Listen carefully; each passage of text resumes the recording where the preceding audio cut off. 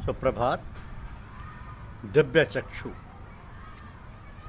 यह हमारी आज की आध्यात्मिक चर्चा का विषय। दिव्य चक्षु। श्रीमद् भागवत में भगवान श्री कृष्ण अर्जुन से कहते हैं कि तू मुझको देख, लेकिन अपनी आंखों से तो मुझे नहीं देख सकता, तो मैं तुम्हें दिव्य चक्षु देता हूँ, इन दिव्य चक्षुओं से मुझे देख। तो भगवान ने अर्जुन की जो देखने की शक्ति हम लोगों जैसी है, इस शक्ति में एक विलक्षण दिव्य शक्ति दे दी जिससे दिव्य देवता दिख सके, दिव्य लोग दिख सके, दिव्य स्वरूप भगवान का दिख सके। ऐसे दिव्य तत्व देखने के लिए दिव्य दृष्टि भगवान ने दी। एक कथा याद आ गई, रघुवंश में आती है कथा कि जब महाराज दिलीप अश्वमेघ यज्ञ करने लगते हैं तो अश्वमेघ यज्ञ में घोड़ा एक रखा जाता है जो सब जगह घुमाते हैं, और वे सब पराजित हो गए ऐसा माना जाता है। कोई लड़ाई करे तो घोड़े को पकड़े, ऐसे घोड़े को लेकर महाराज दिलीप ने 99 यज्ञ कर दिए और 100वां यज्ञ होने लगा। और वो घोड़ा घूमने को गया तो इंद्र ने घोड़े को चुरा लिया। इंद्र ने घोड़े को चुराया तो क्या किया कि जैसे इंद्र नहीं दिखता है वैसे घोड़ा भी नहीं दिखा। अचानक ही अंतर्ध्यान हो गया, दिखता ही नहीं। देवता अपनी मर्जी आए तो अपने को देख सकते हैं, नहीं तो यहाँ घूमते हुए भी दिखते नहीं तो घोड़ा नहीं दिखा। अचानक ऐसा हो गया तो बड़े व्याकुल हो गए कि अब क्या करें, घोड़ा कहाँ गया, घोड़ा कहाँ गया। उस समय में नंदिनी गऊ प्रकट हुई। तो जिस गऊ के वरदान से रघु का जन्म हुआ है वो गाय प्रकट हो गई सामने। गाय प्रकट हुई और गौमूत्र करने लगी और गोबर करने लगी। गऊ का गोमूत्र गंगा माना जाता है, गंगा जी माना जाता है, बड़ा पवित्र माना जाता है। तो गौमूत्र को देखकर रघु ने चट उसको लिया और अपने नेत्रों में लगाया, सिर पर चढ़ाया। जो ही नेत्रों में लगाया त्यों ही इंद्र दिखने लग गया। इंद्र घोड़ा लेकर जा रहा, साफ साफ दिखने लगा। तो क्या दृष्टि हुई कि वो जो नंदिनी गौ माता उसके गौमूत्र से उसकी दृष्टि में दिव्य दृष्टि आ गई, विलक्षणता आ गई, जिससे रघु को इंद्र दिखने लगा, वो दिखने लगी। तब रघु बोले, तुम बिना रघु के साथ युद्ध किए कृत्य नहीं हो सकते, तुम कैसे घोड़ा ले जा रहे हो। ऐसे बात कही। मैं शस्त्र तैयार करता हूँ, तुम्हारा ऐसा ही विचार है तो गृहाण शस्त्रम इंद्र, तुम हाथ में शस्त्र ले लो।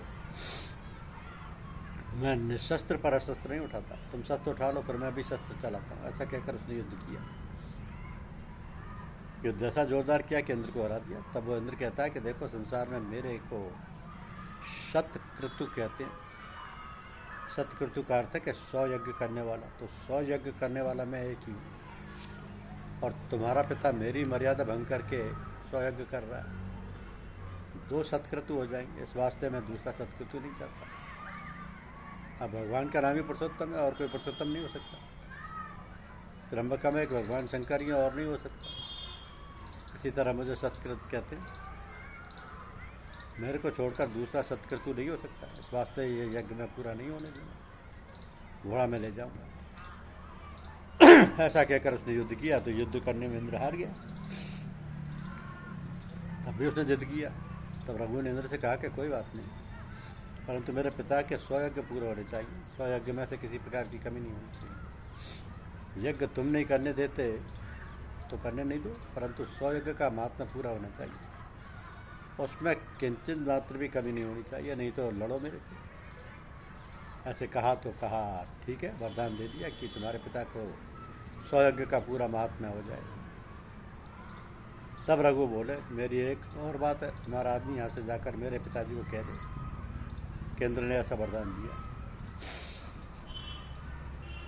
तो 100 यज्ञ आपका हो जाएगा। ऐसा वो जाकर समाचार कहे, नहीं तो मैं नहीं जाऊंगा बिना घोड़े के लिए। तब इंद्र के आदमी ने जाकर कहा। तो ये एक दिव्य दृष्टि होती है, दिव्य दृष्टि से सब चीज़ें दिखने लग जाती हैं। अर्जुन को ऐसी दिव्य दृष्टि दी है भगवान, और दिव्य दृष्टि से भगवान का अविनाशी रूप दिखने लगा।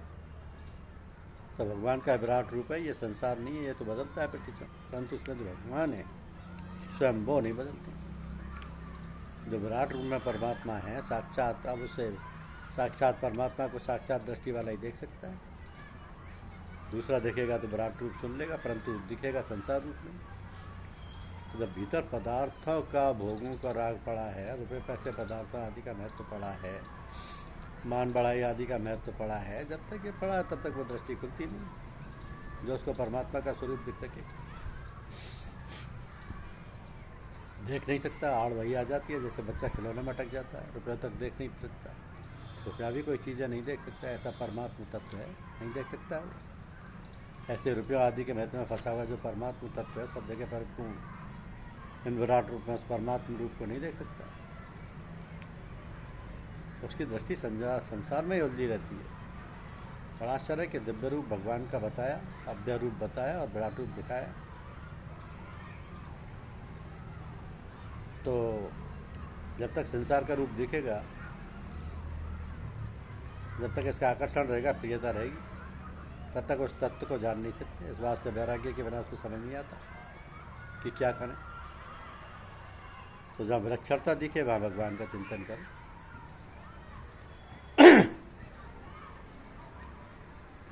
आपको कोई भी सुंदर रूप दिखे, बहुत सुंदर दिखे, तो उस पर दृष्टि न रख के कि भाई ये सुंदरता कहाँ से आई, ये आई हुई सुंदरता है, क्या पहचान है क्या आई हुई है, और इसकी ये सुंदरता होती तो हरदम रहनी चाहिए। जैसे नए खिले हुए फूल की सुंदरता रहती है, 2-3 दिनों के बाद ये सुंदरता रहती है क्या?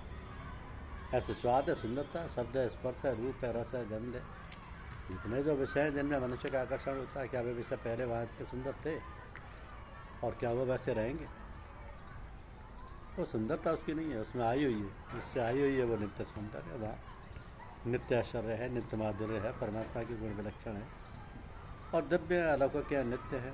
उनकी हवा की ये झलक आती है संसार में,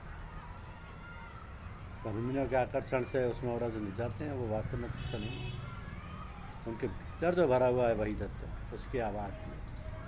तो जहाँ कहीं महत्ता दिखे, श्रेष्ठता दिखे, बलवत्ता दिखे, विलक्षणता दिखे, विचित्रता दिखे, वहाँ उन चीज़ों को कभी भी नहीं मानना चाहिए। वहाँ ऐसा माने कि आई हुई है, इनमें नहीं।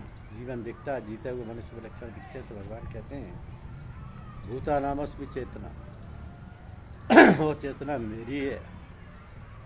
इसी का नाम विभूतियाँ हैं। भगवान ने विभूतियाँ बताई, तो इस चीज़ संसार को मत देखो, इनमें जो कुछ सार चीज़ है, असली चीज़ है, वो मेरा स्वरूप है। धन्यवाद। यूट्यूब चैनल को लाइक और सब्सक्राइब अवश्य कीजिए। शुक्रिया।